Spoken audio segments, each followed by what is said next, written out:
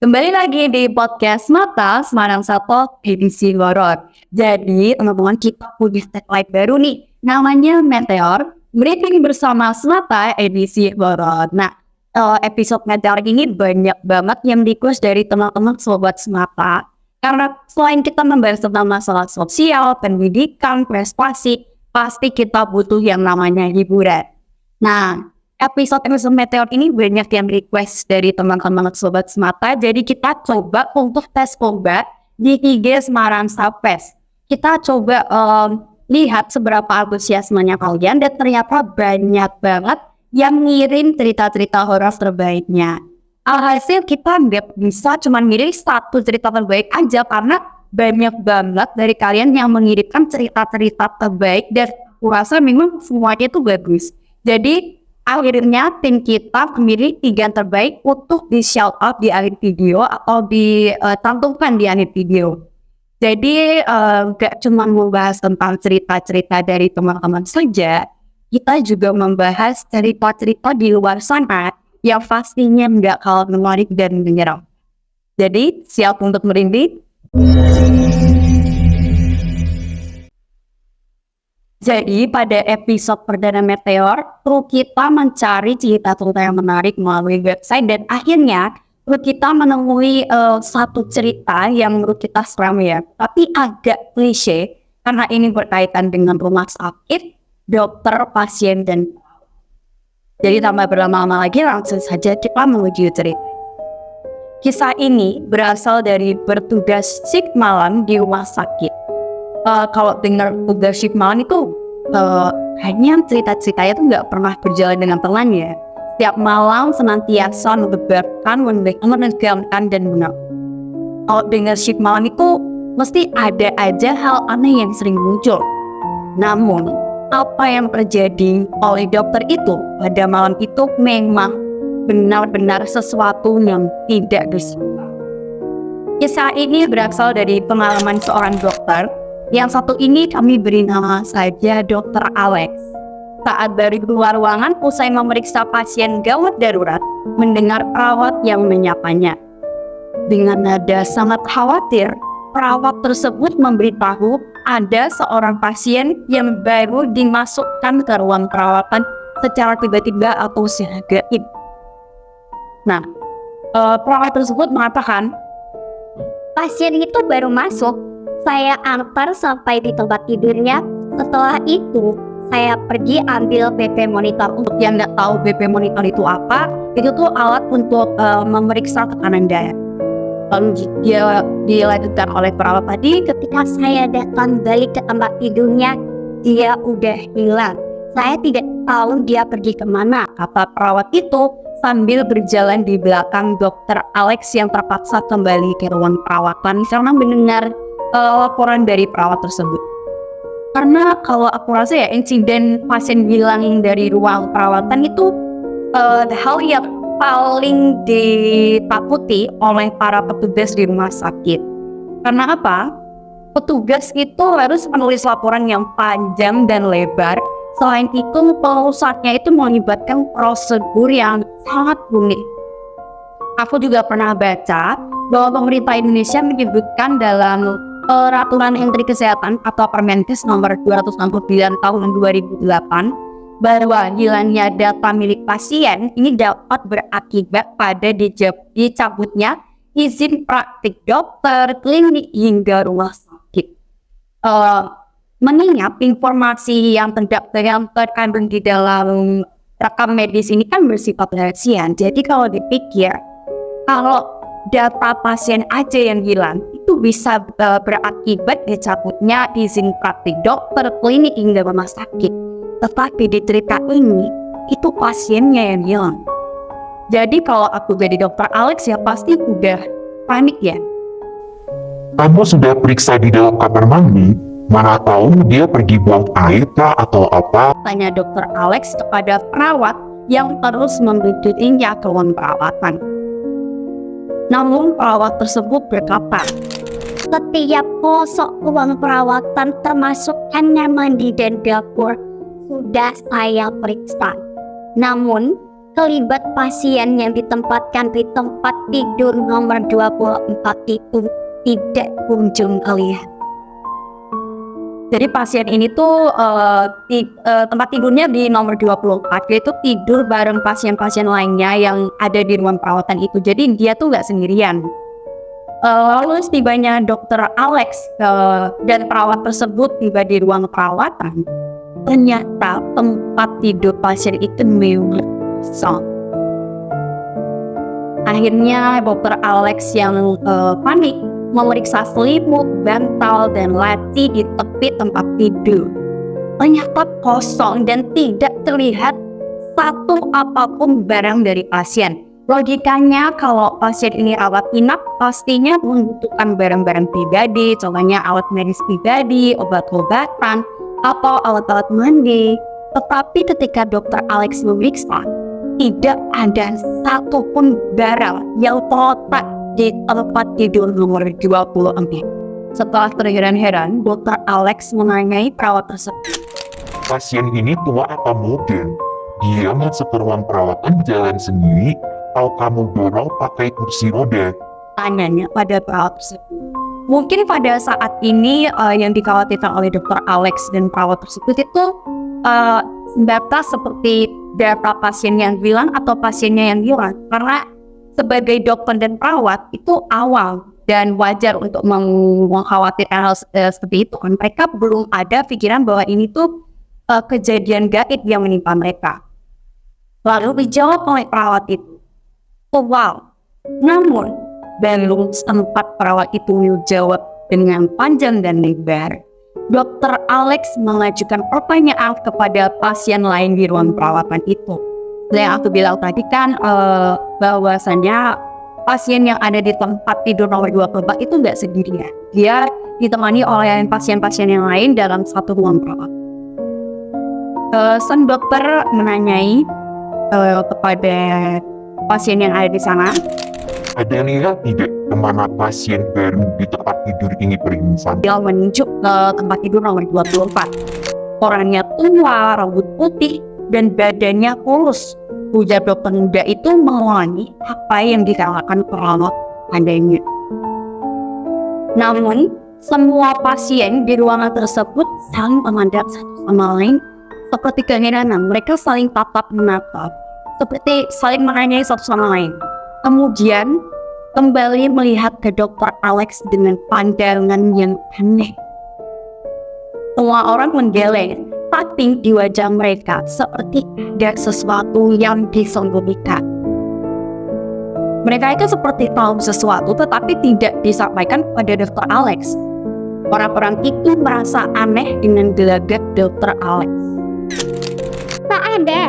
Saya rasa tak ada pasien masuk ke malam ini. Jawab seorang pasien wanita yang ditempatkan di sebelah tempat tidur nomor 20. Jadi pasien wanita ini tepatnya di samping tempat tidur nomor 24, tepat di samping tempat tidur nomor 24. Ah iya benar, tidak ada pasien baru yang masuk malam ini. Timpal pasien lainnya di tempat tidur sebelah. Namun, Dokter Alex tidak percaya begitu saja dengan penjelasan para pasien lainnya di tempat tidur seberang. Ada, mungkin kalian yang tidak melihatnya. Perawat ini yang... Kata-kata dari Dokter Alex berhenti begitu memutar badannya untuk menunjuk ke perawat di sampingnya. Entah apa yang terjadi sebelum ini, Dokter Alex mendapati perawat yang menemaninya ke ruang perawatan tadi sudah tidak ada di sana. Jadi pertanyaannya ini, sebenarnya perawat ini siapa? Mana perawat tadi pergi? Tanya Dokter Alex pada pasien-pasien sambil telinguk sana sekeliling ke ruang perawatan.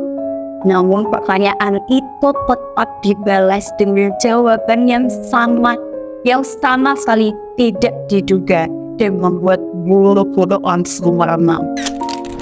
Tidak ada orang. Dokter dari tadi bicara sendiri, ucap salah satu pasien. Sambil berkata begitu, wajah masing-masing pasien tersebut memperlihatkan. Jadi sedari tadi dokter itu berbicara sendiri tanpa siapapun. Oke, merasa malu sekaligus bimbing, Dokter Alex segera pergi dari ruang perawatan tersebut. Oke, tidak apa. Terima kasih ya, ujar Dokter Alex seraya berjalan keluar meninggalkan para pasien yang masih kebingungan dan ketakutan di ruang perawatan yang terdapat tempat tidur nomor 24. Sambil berjalan menelusuri ruang rumah sakit, Dr. Alex masih terheran-heran dengan situasi aneh yang baru dialaminya tadi. Entah itu pasien yang hilang atau perawat yang entah itu siapa. Dia pun bergegas menuju ke bagian informasi untuk menanyakan pasien yang katanya menghilang setelah baru masuk ruang perawatan. Hal ini terasa sangat janggal dan tidak mungkin karena baru masuk tiba-tiba sudah hilang. Namun, semua membeda jawabannya. Tidak ada catatan dalam daftar pasien yang masuk pada malam.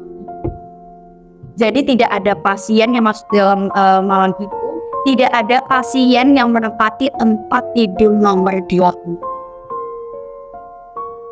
Bahkan yang bertugas untuk memberikan informasi ini mengatakan bahwa tidak ada perawat yang bertugas malam itu yang mirip dengan ciri-ciri orang yang memberitahukan kehilangan pasien tuan kepada dokter.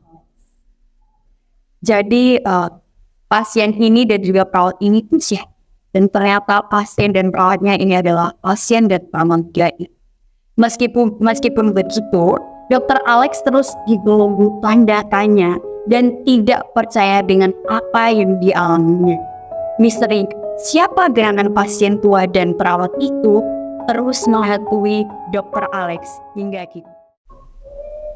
Yaitu dia tadi cerita utama yang tim atau kru kita cari melalui website dream.co.id yang menceritakan tentang cerita seram dokter shift malam berbicara dengan makhluk gaib berwujud perawat dan pasien. Udah bikin merinding. Ini baru cerita utama, baru satu cerita. Belum cerita-cerita yang dikirimin sama sobat-sobat semata. Nah, tanpa berlama-lama lagi, langsung aja kita masuk ke dalam sesi shout out kepada sender-sender atau pengirim-pengirim yang berhasil mengirimkan cerita terbaiknya kepada kami. Sebelumnya aku saranin untuk teman-teman semua tonton cerita ini pada malam Jumat, karena pada malam Jumat ini kita akan bombardir dengan segala cerita yang dikirimkan oleh sobat-sobat Meteor. Jadi langsung saja kita ke cerita pertama dari sender @a_dikta. Kali ini akan menceritakan pengalaman dari seorang yang namanya kami samarkan, sebut saja Andre, ketika dia mengalami kejadian horor yang berasal dari rumah kosong di belakang tempat tinggalnya. Ini ceritanya agak berkaitan dengan hal yang supranatural, lebih ke supranatural daripada hal gaib atau hal yang berkaitan dengan hantu dan lain sebagainya. Tapi ada yang lebih tidak dapat dipikir karena apa? Ada hal yang bersifat aman-aman tetapi menjadi kenyataan. Kalau kepo dan ingin tahu sama ceritanya, simak aja cerita yang dikirim oleh sender @a_dikta.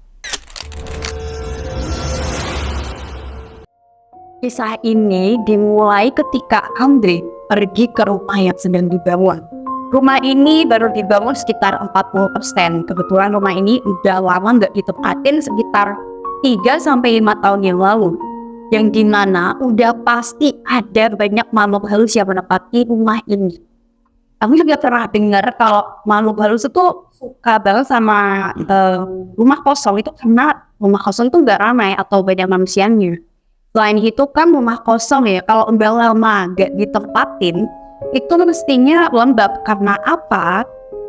Pastinya ada lumut yang tumbuh di rumah kosong itu yang membuat suasananya jadi lembab. Dan aku juga pernah dengar kalau makhluk halus ini suka sama tempat yang lembab. Waktu itu ketika Andre sedang bermain game online, kebetulan waktu itu jam menunjukkan pukul 21.30 malam atau sekitar jam setengah 10 malam lah ya. Ini untuk teman-teman yang suka banget main game online sampai larut malam, dikurangin deh nanti jadi kayak si Andre. Bahwa di sana udah kalem, dingin, bikin winding. Nah, dengan tiba-tiba ada sesuatu yang mencoba untuk mengganggu Andre.